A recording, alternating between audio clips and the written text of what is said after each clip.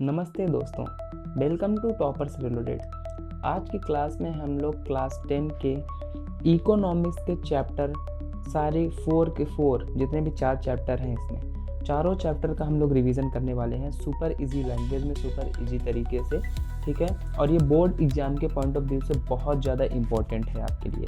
ठीक है, तो चलिए हम लोग आगे इस सारे चैप्टर को देखने वाले हैं कि कौन कौन से चैप्टर्स हैं हम लोग जिनको करने वाले हैं। तो इस वीडियो में जो हम लोग चैप्टर कवर करने वाले हैं उसमें से जो पहला चैप्टर है हमारा वो है डेवलपमेंट, दूसरा चैप्टर है हमारा सेक्टर्स ऑफ इंडियन इकोनॉमी, और तीसरा चैप्टर है हमारा मनी एंड क्रेडिट, और लास्ट फोर्थ चैप्टर है हमारा ग्लोबलाइजेशन एंड इंडियन इकोनॉमी। तो चैप्टर 1 हम लोग देखने वाले हैं डेवलपमेंट। ठीक है, तो डेवलपमेंट मतलब क्या होता है, व्हाट इज डेवलपमेंट। ठीक है, तो डेवलपमेंट मतलब होता है विकास। ठीक है, विकास का मतलब ये नहीं कि सिर्फ पैसा कमाना। ठीक है, विकास का मतलब होता है इम्प्रूवमेंट इन अवर लाइफ, अपने लाइफ में। ठीक है, अपनी चीज़ों पे जो इम्प्रूवमेंट होता है उसी को डेवलपमेंट बोलते हैं। ठीक है, तो चलिए हम लोग देखते हैं कि क्या क्या चीज़ें इंक्लूड्स रहती हैं डेवलपमेंट में। तो पहला पॉइंट इसमें हो जाएगा बेटर इनकम। ठीक है, तो इसमें जो हमारी अच्छी इनकम होगी, अच्छा आमदनी होगा। ठीक है, ये सारी चीज़ें हमारे बेटर इनकम वगैरह हमारे किस में आ जाएगा, डेवलपमेंट में आ जाएगा।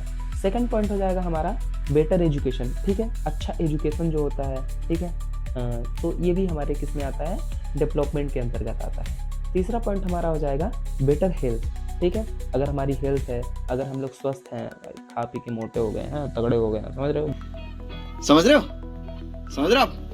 रहे हो ना, बॉडी वॉडी बना लिए हैं, तो फिर आपको लोग देख के, फिर आपकी पर्सनैलिटी देख के फिर आपको जजमेंट देते हैं। ठीक है, अगर आपकी पर्सनैलिटी अगर ढीली ढाली है, अगर ऐसे आप लुस्त हैं, समझ रहे हैं, सुस्त हैं, तो फिर आपको देख के लोग जो है तो इतना इम्प्रेस नहीं होने वाले हैं और आपको हल्के में ले लेंगे। इसलिए अपनी हेल्थ को बनाओ, ठीक है, और अपने आप को आगे बढ़ाने में कोशिश करो। ठीक है, फिर और अगला फोर्थ पॉइंट हो जाएगा हमारा मोर एम्प्लॉयमेंट। ठीक है, हमको ज़्यादा से ज़्यादा और नौकरी की ज़रूरत होनी चाहिए।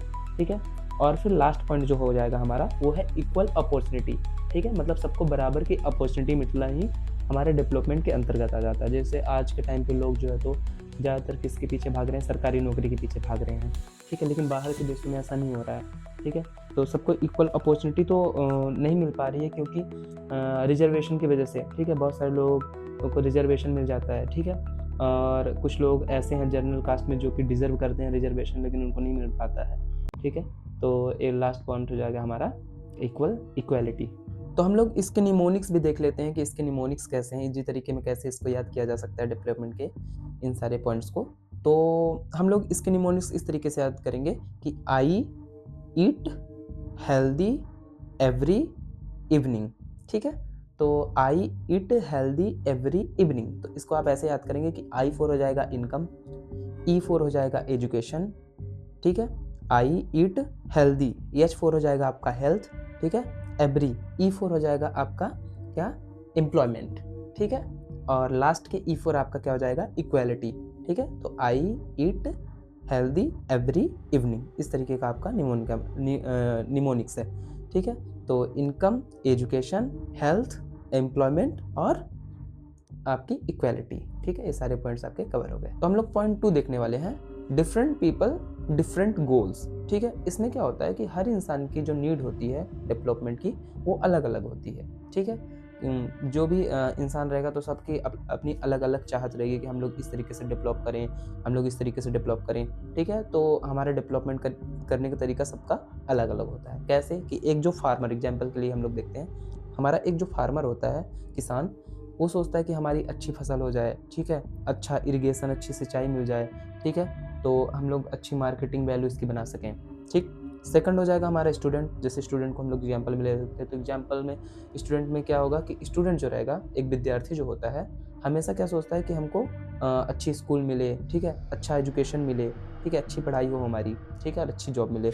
और थर्ड हो जाएगा हमारा कौन, वर्कर। ठीक है, वर्कर क्या चाहते हैं कि हमारे जॉब में सिक्योरिटी होगी। भाई हमको जो मतलब काम करने वाला रहता है कि हमारे जॉब में सिक्योरिटी, ये नहीं कि कोई भी कभी भी मार के निकाल दे हमें। ठीक है, कि चल भाई जा तू, ऐसा नहीं होना चाहिए। वो अपने जॉब में सिक्योरिटी चाहता है। इसलिए आज के टाइम पे हमारे इंडिया में सभी लोग जो है तो गवर्नमेंट जॉब की तरफ दौड़ रहे हैं, क्योंकि गवर्नमेंट जॉब आपके आज के टाइम पे सबसे ज़्यादा सेफ मानी जाती है। ठीक है, कि एक बार ये नौकरी लग गई तो आपकी लाइफ जो है तो सेफ है। ठीक है, इसलिए सभी लोग इसकी तरफ भागते हैं कि गवर्नमेंट जॉब मिल जाए, ठीक है, उसमें जॉब सिक्योरिटी ज़्यादा है भाई, ठीक है। लेकिन यहीं पे प्राइवेट सेक्टर में अगर आप जाएंगे, ठीक है, प्राइवेट चीज़ों में अगर आप देखेंगे तो वहाँ पे जॉब सिक्योरिटी बिल्कुल भी देखने को नहीं मिलती है। आपको वहाँ पे कभी भी किसी भी वक्त आपको निकाला जा सकता है। तो ये होगा हमारा लास्ट पॉइंट। तो हमारा थर्ड पॉइंट है पर कैपिटल इनकम के बारे में। तो ये पर कैपिटल इनकम क्या होती है कि इसमें जो हमारा पूरा देश होता है, देश की पूरी जो वेल्थ होती है, ठीक है, पूरा पैसा होता है, तो वो उसके आधार पे हम लोग जो है तो लोगों का बंटवारा करते हैं। जितने लोग होते हैं, टोटल पॉपुलेशन होती है और टोटल जो देश की वेल्थ होती है, ठीक है, टोटल देश का जो पैसा होता है, उससे हम लोग डिवाइड करके जो है तो हर आदमी का जो है तो इसकी एवरेज निकालते हैं, ठीक है, इनकम की, ठीक है, कि कितनी इनकम आएगी। तो इसका जो फॉर्मूला रहेगा पर कैपिटल इनकम का, तो ये ऐसा रहेगा कि per capital income is equal to total national income divide by total population, ठीक है। टोटल जो नेशनल इनकम रहेगी हमारी, ठीक है, जो पूरे देश की जो हमारी वेल्थ रहेगी, ठीक है, उसको हम लोग डिवाइड कर देंगे टोटल पॉपुलेशन से, ठीक है। तो इससे हम लोग इसको निकाल सकते, ठीक है। तो हम लोग पॉइंट 4 देखने वाले हैं HDI के बारे में। तो ये HDI क्या होता है, व्हाट इज HDI? तो HDI का फुल फॉर्म है ह्यूमन डेवलपमेंट इंडेक्स, ठीक है। तो ह्यूमन डेवलपमेंट इंडेक्स क्या होता है? तो इससे हमें ये पता चलता है कि इससे ये पता लगाया जाता है कि जो देश है तो अपने लोगों के जीवन स्तर को लेकर के कितना विकसित है, ठीक है। तो इसको थोड़ा सा और आसान भाषा में हम लोग समझते हैं कि ये क्या चीज़ है, ठीक है। तो इसको किसके द्वारा क्रिएट किया जाता है? इसको क्रिएट किया जाता है UNDP के द्वारा, ठीक है। तो इसका फुल फॉर्म है यूनाइटेड नेशन डेवलपमेंट प्रोग्राम, ठीक है। UNDP के द्वारा इसको क्रिएट किया जाता है।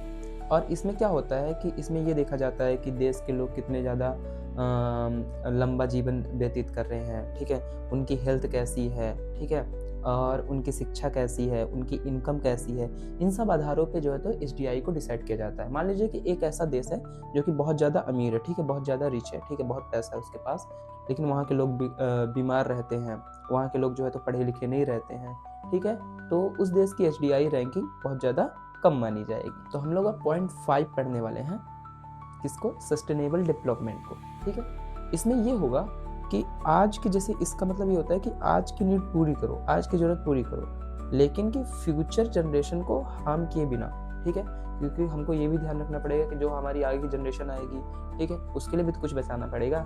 ये नहीं कि हम लोग जितना आए उतना खाते जाएं, पेट भरते जाएं और घर के लोग भूखे मर जाएं।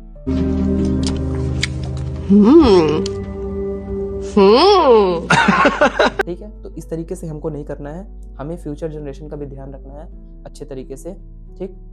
ये नहीं कि हम लोग उसी के चक्कर में पड़ जाएं और पागल हो जाएं, सब कुछ अपना लुटा दें, और फिर जब बाद में आपके लड़के बच्चे पैदा हो तो पूछे कि क्या किए पापा, ज़मीन उमीन कहाँ गई, तो आप लोग बोले कि हम लोग तो ज़मीन लुटवा दिए, तो फिर आपका बच्चा भी आपको घर से बाहर निकाल दे। तो इस तरीके की चीज़ें ना देखनी पड़ जाए, इसलिए हम लोग को हमेशा ध्यान रखना है कि हमें फ्यूचर जनरेशन के बारे में सोच के चलना है। ये नहीं कि हम लोग उनको भूल जाएं, ठीक है, और अपना पेट पूरा भर लें, ठीक है। इसको थोड़े से अच्छे से देखेंगे, जैसे कि आप लोग क्या कर सकते हो, सोलर एनर्जी का यूज कर सकते हो, इलेक्ट्रिसिटी बचाने के लिए आपको सोलर एनर्जी का यूज करना पड़ेगा, ठीक है। रेन वाटर हार्वेस्टिंग कर सकते हो, ठीक है, रेन वाटर हार्वेस्टिंग से आपके बहुत सारा जो है तो पानी बच जाएगा, ठीक है, क्योंकि पानी पीने वाला जो है तो 0.01% ही देखने को मिलता है। तो इसके हम लोग निमोनिक्स देखने वाले हैं, वो है रिड्यूस, रीयूज और रिसाइकल, ठीक है।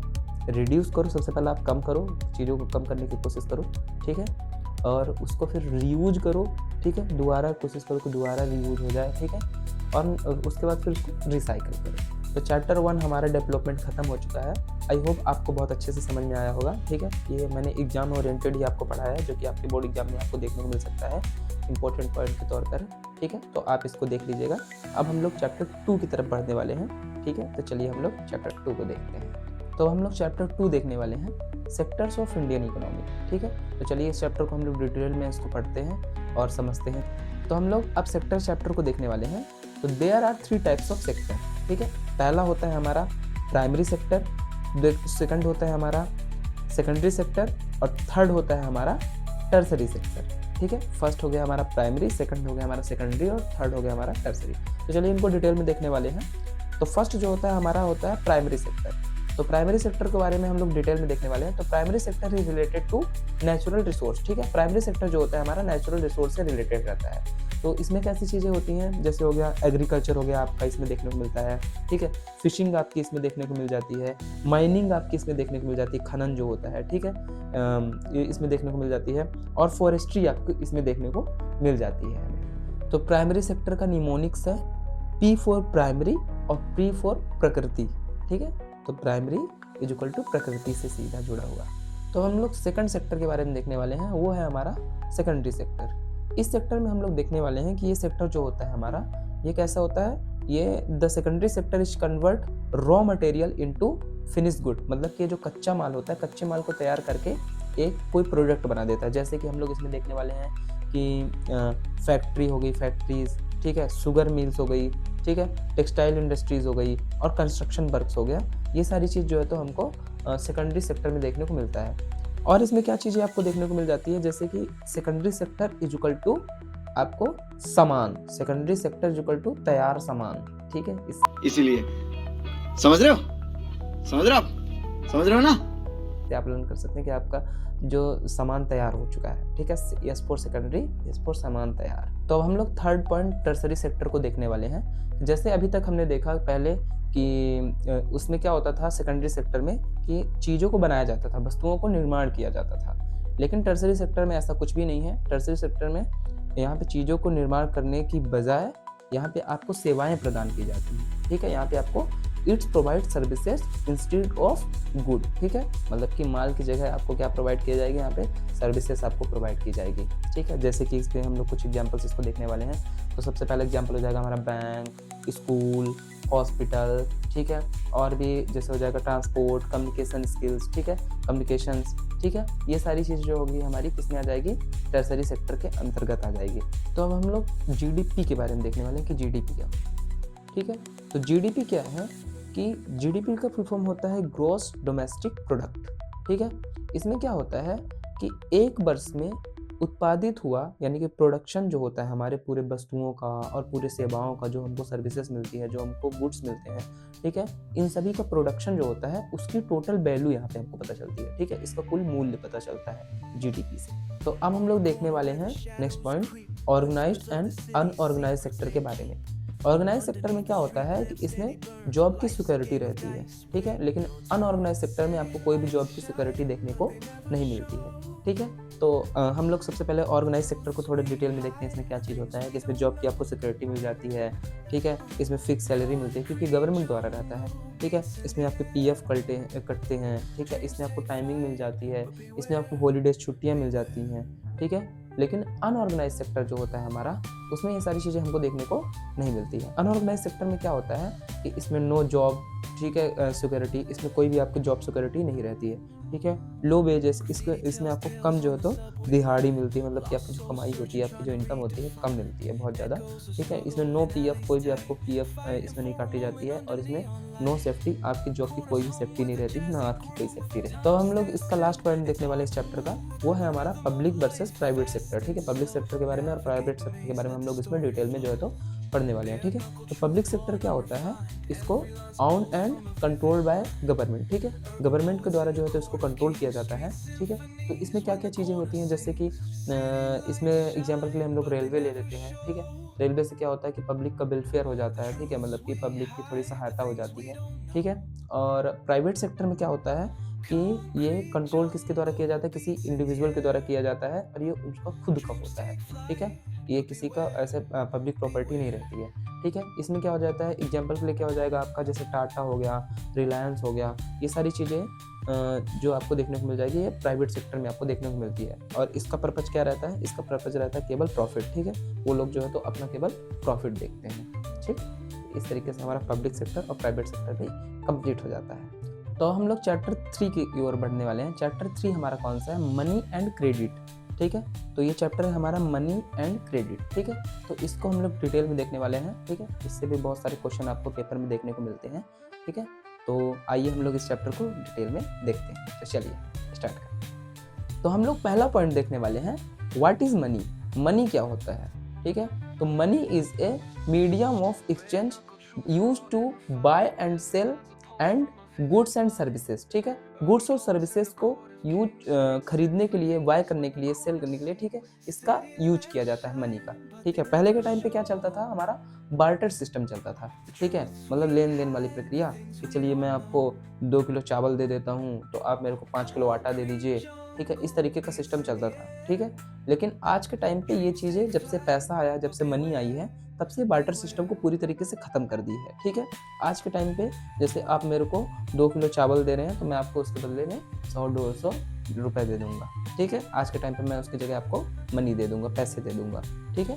तो यही होता है मनी का काम, ठीक है, यही है मनी, यही है पैसा, ठीक है। और आज के टाइम पे पैसा कितना इंपॉर्टेंट है आप लोगों को बहुत ही अच्छी तरीके से पता होगा, ठीक है, कि पूरी जो लाइफ है हमारी पूरी मतलब पैसे के लिए ही, मतलब पैसे के ऊपर ही डिपेंडेंट हो गई है, ठीक है।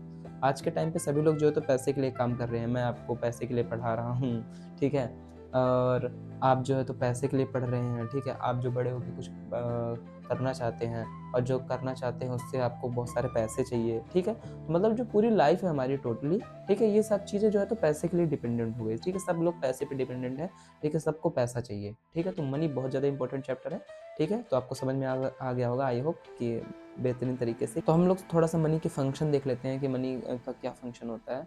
तो सबसे पहला फंक्शन है उसका क्या, मीडियम ऑफ एक्सचेंज, ठीक है, ये एक्सचेंज का मीडियम है, ठीक है। आप मुझे कुछ दीजिए, उसके बदले मैं आपको मनी दे दूंगा, ठीक है। उसके बाद स्टोर ऑफ वैल्यू, ठीक है, store of value, measure of value, ठीक है, इसमें स्टोर वैल्यू और मेजर वैल्यू भी आ जाते हैं। सेकंड पॉइंट हम लोग देखने वाले हैं मॉडर्न फॉर्म ऑफ मनी, ठीक है। तो मनी को जो है तो पैसे को 2 तरीके से यूज किया जाता है। पहला है हमारा करेंसी और दूसरा है हमारा बैंक डिपॉजिट। करेंसी में क्या होगा कि आपके पास सिक्के रहेंगे, नोट रहेंगे, ठीक है, तो आप उससे आदान प्रदान कर सकते हैं चीज़ों का, ठीक है।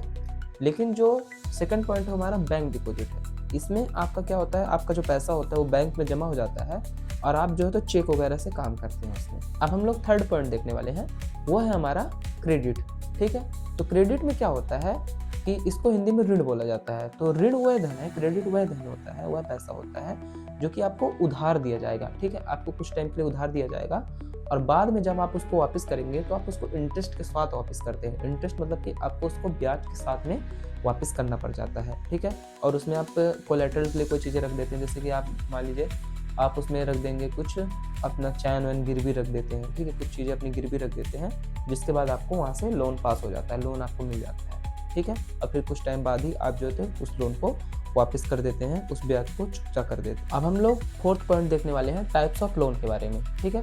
टाइप्स ऑफ लोन क्या होता है, ठीक है, ऋण के कितने प्रकार होते हैं। तो इसमें सबसे पहला हो जाता है हमारा फॉर्मल क्रेडिट, ठीक है। हमारा कौन सा हो जाएगा, फॉर्मल क्रेडिट हो जाएगा। इसमें क्या हो जाएगा, फॉर्मल क्रेडिट में संगठित लोन, इसको हिंदी में बोला जाता है संगठित लोन। इसमें हो जाएगा बैंक, कोऑपरेटिव आ जाएगा, लो इंटरेस्ट रहेगा आपके पास, इसमें बैंक के द्वारा आपको लोन मिलता है, लो इंटरेस्ट इसमें आपको जो मिलता है, लो इंटरेस्ट पे आपको चीज़ें मिल जाती हैं, ठीक है, और रेगुलेटेड रहता है ये, ठीक। उसके बाद फिर हमारा सेकंड रहेगा इसमें इनफॉर्मल क्रेडिट, ठीक है। तो इनफॉर्मल क्रेडिट में क्या रहेगा, असंगठित ऋण, ठीक है। इसमें क्या हो जाता है कि आपको मनी लेंडर्स के द्वारा ये लोन मिलता है, ठीक, और हाई इंटरेस्ट पे मिलता है आपको ज़्यादा पैसा। जैसे आपको मैंने 10,000 दिया और 10,000 पे मैंने आपको 5,000 यानी कि 50% का आपके ऊपर ब्याज लगा दिया, ठीक है। तो 50% आपको 15,000 देना पड़ेगा, इसमें हाई इंटरेस्ट आपको देना पड़ेगा, हाई इंटरेस्ट पे करना पड़ेगा, हाई इंटरेस्ट आपको भरना पड़ जाएगा, ठीक है। और ये बहुत ज़्यादा कैसा रहता है, डेंजरस रहता है, ठीक है, बहुत ज़्यादा ये कैसा रहेगा, डेंजरस रहेगा, खतरनाक रहेगा। मान लीजिए अगर आप टाइम पे नहीं भर पाते हैं तो फिर वो आपसे वसूली करने भी आएंगे, समझ रहे होंगे आप। हाँ, ये जो पिटा है ना, ये मैं नहीं हूँ, ये मेरे जैसा दिखने वाला एक बंदा है, इसीलिए। समझ रहे हो, समझ रहे हो आप, समझ रहे हो ना, ठीक है। वो कैसे वसूली करते हैं और आपको नुकसान भी हो सकता है इससे काफ़ी, ठीक है। तो ये हो जाएगा हमारा इनफॉर्मल क्रेडिट। इसका निमोनिक सीधा है कि अगर फॉर्मल लोन है तो लो इंटरेस्ट और इनफॉर्मल लोन है तो हाई इंटरेस्ट। अब हम लोग थोड़ा सा रोल ऑफ आरबीआई देखने वाले हैं, ठीक है। तो रिजर्व बैंक ऑफ इंडिया का क्या रोल रहता है इसको हम लोग देखने वाले हैं, ठीक है। तो क्या फंक्शन रहेगा इसका पहला फंक्शन रहेगा ये इशू करेंसी, ठीक है। सबसे पहले करेंसी इशू करती है, ठीक है। सेकंड हो जाएगा कंट्रोल बैंक्स, आरबीआई जो है तो बैंक्स को भी कंट्रोल करती है, ठीक है। और डिसाइडेड इंटरेस्ट रेट, ठीक है। और जितने भी बैंक्स होते हैं सबका इंटरेस्ट रेट भी आरबीआई ही डिसाइड करती है, ठीक है। तो ये होता है हमारा रोल ऑफ आरबीआई, मतलब कि रिजर्व बैंक का रोल हमने देख लिया, ठीक है। अब हम लोग नेक्स्ट पॉइंट पे बढ़ने वाले हैं। तो हम लोग टर्म्स ऑफ क्रेडिट देखने वाले हैं कि टर्म्स ऑफ क्रेडिट क्या होता है, ऋण की क्या शर्तें होती हैं, ठीक है। आप जो लोन लेते हैं उसकी क्या शर्तें होती हैं। तो सबसे पहले उसमें रहेगा इंटरेस्ट रेट, ठीक है, आपको इंटरेस्ट रेट मालूम होना चाहिए कि आपके ऊपर कितने इंटरेस्ट रेट लगाया जा रहा है। सेकंड कोलेटरल, ठीक है, आप मतलब कि आप क्या चीज़ रख रहे हैं, ठीक है, बदले में उसके आप क्या चीज़ ऐसे रख रहे हैं, ठीक है, गिरवी गिरवी आप क्या रख रहे हैं। थर्ड चीज़ हो जाएगा डॉक्यूमेंटेशन, आपका डॉक्यूमेंटेशन हो जाना चाहिए। फिर मोड ऑफ पेमेंट, आपको किसके द्वारा पेमेंट हो जाएगी, आपको ऑनलाइन पेमेंट हो रही है कि ऑफलाइन पेमेंट हो रही है, यही टर्म्स एंड कंडीशन उसमें देखने को मिलती है। अब हम लोग last point self help group के बारे में देखने वाले हैं, ठीक है। तो इसमें क्या होता है कि 15-20 वुमेन्स, ठीक है, मतलब कि 15 से 20 वुमेन का एक मतलब संगठन होता है, ठीक है। इसको वैसे गांव में इसको गठ भी बोला जाता है, ठीक है। तो गठ से जो लोन लिया जाता है तो इसमें 15 से 20 जो है तो वुमेन्स मिल जाएंगी, ठीक है, औरतें हो जाती हैं, वो अपना ग्रुप बना लेंगी, ठीक है। और इसमें स्मॉल अमाउंट पे जो है तो आपको लोन मिलता है, और इसमें मंथली सेविंग जो भी आप करेंगे तो वो जो है तो आप लोन के तौर पे भर देते हैं, ठीक है। और ये ज़्यादा से ज़्यादा 6 महीने तक का लोन रहता है, क्योंकि इसमें आपको बहुत ज़्यादा कम अमाउंट मिलता है, जैसे 5,000, 10,000, 15,000, 20,000, उससे ज़्यादा आपको नहीं देखने को मिलता है, ठीक है। तो आई होप आपको चैप्टर बहुत अच्छे से समझ में आया होगा, ठीक है। तो ये एग्जाम ओरिएंटेड मैंने आपको पढ़ा दिया है, जो कि आपके बोर्ड एग्जाम में सीधा आपको इससे जो है तो क्वेश्चन देखने को मिलेंगे, ठीक है। तो चलिए हम लोग रैपिड रिवीजन में और आगे बढ़ते हैं और हमारा लास्ट चैप्टर देखते हैं इकोनॉमिक्स का, ठीक है। तो आज हम जो है तो पूरी बुक इकोनॉमिक्स की जो है तो खत्म करने वाले हैं। तो अब हम लोग चैप्टर 4 में बढ़ने वाले हैं। चैप्टर 4 हम लोग देखने वाले हैं। चैप्टर 4 है हमारा globalisation and the Indian economy, ठीक है। तो हम लोग चैप्टर 4 देखने वाले हैं, globalisation and the Indian economy.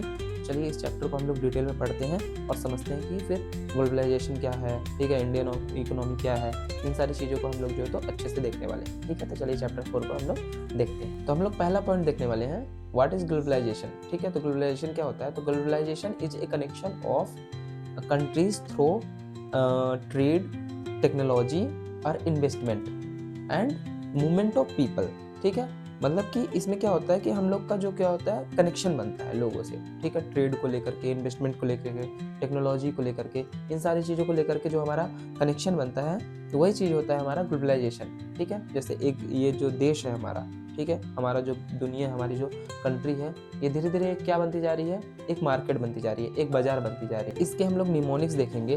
तो निमोनिक्स होगा हमारा TTI, trade, technology and investment. Second point हम लोग देखने वाले हैं MNCs के बारे में, ठीक है। तो MNCs क्या होता है, तो MNC का फुल फॉर्म होता है मल्टीनेशनल कंपनीज, ठीक है। तो इसमें क्या होता है, ऐसी कंपनियां होती हैं MNCs में जो कि एक राष्ट्र में नहीं, बहुत सारे राष्ट्र में काम करती हैं, एक देश में नहीं, बहुत सारे देशों में काम करती हैं, ठीक है। एग्जाम्पल के लिए हम लोग देखेंगे कोको कोला, ठीक है, कोको कोला हमारे भारत में भी है, बाहर के देशों में भी है, ठीक है। सैमसंग इलेक्ट्रॉनिक्स, ठीक है, सैमसंग इलेक्ट्रॉनिक्स भी हमारे देश में है, बाहर के देशों की कंपनी है, ठीक है। और आईफोन भी हो गया, ठीक है, एप्पल आपकी, ठीक है, ये भी बाहर की कंपनी है और अपने इंडिया में भी है, ठीक है। और iPhone 17 से आपका वीडियो भी रिकॉर्ड हो रहा है। अब हम लोग पॉइंट देखने वाले हैं third, how MNCs spread production, ठीक है, वो अपने प्रोडक्शन को कैसे फैलाते हैं, ठीक है। तो वो लोग सबसे पहले क्या करेंगे, विदेश में जाके कारखाने खोलेंगे, मतलब वहाँ पे बहुत सारी फैक्ट्रीज को लगाएंगे, ठीक है। और क्या करेंगे, बाइंग लोकल कंपनीज, ठीक है, जो लोकल कंपनीज रहेंगी उनको जो है तो वो लोग खरीद लेते हैं, ठीक है। उसके बाद फिर क्या करेंगे, पार्टनरशिप करेंगे, ठीक है, फार्मिंग पार्टनरशिप, लोगों के साथ पार्टनरशिप करेंगे। और जो वहाँ के छोटे उत्पादक रहते हैं उनको ऑर्डर देंगे, ठीक है, उनको ऑर्डर रिप्लेस करेंगे, स्मॉल तरीके से, जैसे कंपनीज खुलवा देंगे, जैसे प्यूमा का शोरूम यहाँ पे छोटे देखने को मिलते हैं आपको, ठीक है। यहाँ पे एक रिबन देखने को मिल जाएगा, कुछ आपको सीलिंग देखने को मिल जाएगा, कुछ और डिस्ट्रिक्ट में, हर डिस्ट्रिक्ट में जैसे खुलवाते जाते हैं, ठीक है। वहाँ से इनकी बहुत ज़्यादा सेलिंग देखने को मिलती है। तो अब हम लोग थर्ड पॉइंट देखने वाले हैं, इफेक्ट ऑफ ग्लोबलाइजेशन, ठीक है, क्या इफेक्ट रहता है। तो इसके दो इफेक्ट रहते हैं, एक पॉजिटिव इफेक्ट और एक निगेटिव इफेक्ट। तो पॉजिटिव इफेक्ट में आपको क्या देखने को मिलेगा कि आपको ज़्यादा से ज़्यादा जॉब देखने को मिलती है, क्योंकि जो बाहर की कंपनियाँ आएंगी आपको ज़्यादा से ज़्यादा जॉब ऑफर करेंगी, ठीक है। तो आप जैसे सैमसंग इलेक्ट्रॉनिक्स हो गया, आपको बहुत ज़्यादा जॉब देने की कोशिश करेगा, ठीक है। एप्पल केयर, ठीक है, एप्पल वाली जो चीज़ें हो गई, ठीक है, एप्पल की कंपनीज हो गई जैसे इंस्पायर वगैरह, वहाँ पे भी आपको बहुत ज़्यादा जॉब देखने को मिल जाती है, ठीक है। उसके बाद फिर बेटर टेक्नोलॉजी, वहाँ पे जो टेक्नोलॉजी रहती है वो भी बहुत अच्छी रहती है, ठीक है। चीप वेराइटी गुड्स, ठीक है, वहाँ पे चीप वेराइटी के गुड्स भी आपको अवेलेबल हो जाते हैं, ठीक है। लेकिन जो निगेटिव इम्पैक्ट पड़ते हैं वो क्या पड़ते हैं, हमारे लोकल कंपनीज होती है, हमारे भारत के जैसे हो गए, जैसे बाहर की कंपनी आई है सैमसंग वगैरह, तो जैसे सैमसंग कंपनी आ गई बाहर से, ठीक है। और हमारे देश की कंपनी कौन सी हो गई, लावा, ठीक है। तो आज बताइए, सैमसंग के आगे लावा कोई पूछ रहा है, एप्पल के आगे लावा को कोई पूछ रहा है, लावा फोन को कोई भी नहीं पूछ रहा है, ठीक है।